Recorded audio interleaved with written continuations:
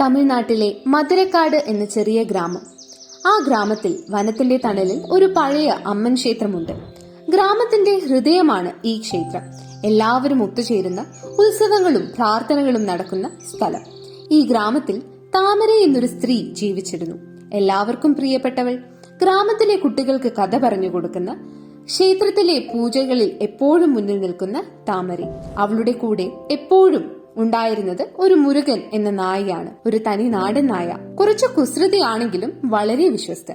അങ്ങനെ ഒരു മഴക്കാല ദിവസം താമരയുടെ ശവസംസ്കാരം ഗ്രാമത്തിൽ നടന്നു. മേഘങ്ങൾ ഇരുണ്ട് എല്ലാവരുടെ മനസ്സും ദുഃഖം നിറഞ്ഞു.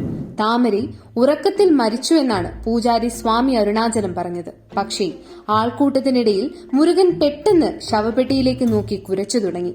അവന്റെ കുര വെറും ശബ്ദമല്ല, ഒരു മുന്നറിയിപ്പ് പോലെ തോന്നി. ഗ്രാമത്തിലെ കുട്ടികൾ പേടിച്ചു. മുരുകൻ എന്തോ കാണാം എന്ന് പറഞ്ഞു. മുതിർന്നവർ അസ്വസ്ഥരായി. സ്വാമി അരുണാചലം നായയെ പുറത്താക്കൂ എന്ന് പറഞ്ഞെങ്കിലും മുരുകൻ നിന്നിടത്ത് നിന്ന് അനങ്ങിയില്ല. ഈ സമയത്ത് ഗ്രാമത്തിൽ പുതുതായി എത്തിയ ഒരാൾ, കാർത്തിക്, എല്ലാം ശ്രദ്ധിച്ചു. കാർത്തിക് ഒരു ഫോട്ടോഗ്രാഫറാണ്. ഗ്രാമത്തിന്റെ ചിത്രങ്ങൾ എടുക്കാൻ വന്നതാണ്. താമരയെ അവൻ അറിയില്ലെങ്കിലും മുരുകന്റെ പെരുമാറ്റം അവനെ സംശയാലുവാക്കി. നിനക്ക് എന്താണ് കാണിക്കേണ്ടതെന്ന് പറഞ്ഞ് അവൻ മുരുകന്റെ അടുത്തേക്ക് ചെന്നു. മുരുകൻ കുറച്ച് ശാന്തനായി, പക്ഷേ ശവപ്പെട്ടിയിലേക്ക് തന്നെ നോക്കി. സ്വാമി അരുണാചലം അപ്പോൾ ദേഷ്യപ്പെട്ടു. ഇത് ശവസംസ്കാരമാണ്, ആരും ഇടപെടരുത് എന്നവർ ഉറക്കെ വിളിച്ചു പറഞ്ഞു. പക്ഷേ കാർത്തിക്കിന് സ്വാമിയുടെ പെരുമാറ്റം സാധാരണമല്ലെന്ന് തോന്നി. അവൻ ചോദിച്ചു, താമര എങ്ങനെയാണ് മരിച്ചത്? സ്വാമി, നീ എന്തിനാണ് ഇത്ര പേടിക്കുന്നത്? ഗ്രാമക്കാർ ഞെട്ടി. മുരമുരപ്പ് തുടങ്ങി. സ്വാമി ദേഷ്യത്തോടെ, നിനക്കിവിടെ ഇടമില്ല, പോ എന്ന് പറഞ്ഞെങ്കിലും കാർത്തിക് പിന്മാറിയില്ല. അവൻ മുരുകനുമായി താമരയുടെ വീട്ടിലേക്ക് പോയി.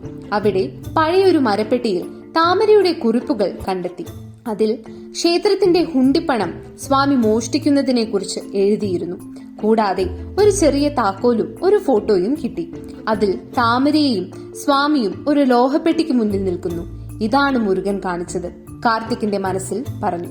കാർത്തിക് ക്ഷേത്രത്തിലേക്ക് തിരിച്ചുപോയി. മുരുകന്റെ മൂക്ക് നിലത്ത് മണത്ത് ഒരു പഴയ മുറിയിലേക്ക് അവൻ കൊണ്ടുപോയി. അവിടെ ഒരു കൽവിളക്കിനടിയിൽ ഒരു ലോഹപ്പെട്ടി മറച്ചു വെച്ചിരുന്നു. അതിൽ ഹുണ്ടിയിൽ നിന്ന് മോഷ്ടിച്ച പണവും ഒരു ചെറിയ മാപ്പും ഉണ്ടായിരുന്നു. മാപ്പ് ക്ഷേത്രത്തിന്റെ അടിയിൽ ഒരു രഹസ്യ മുറിയിലേക്ക് നയിച്ചു.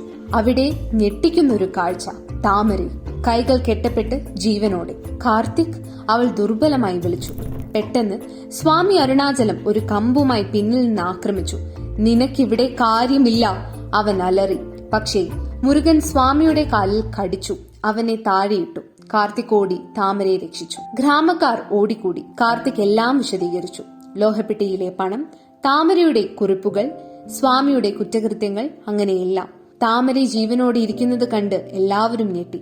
സ്വാമി ഓടാൻ ശ്രമിച്ചെങ്കിലും മുരുകൻ അവനെ വിട്ടില്ല. ഗ്രാമക്കാർ സ്വാമിയെ പിടിച്ചു പോലീസിനെ ഏൽപ്പിക്കുകയും ചെയ്തു.